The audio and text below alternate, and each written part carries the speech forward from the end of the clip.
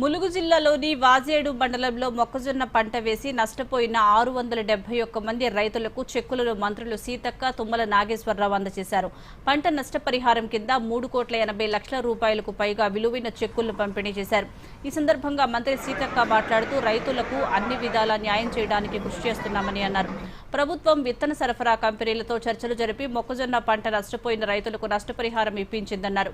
మంత్రి తుమ్మల నాగేశ్వరరావు మాట్లాడుతూ కాంగ్రెస్ ప్రభుత్వం ఎప్పటికీ రైతుల పక్షానే నిలబడుతుందన్నారు.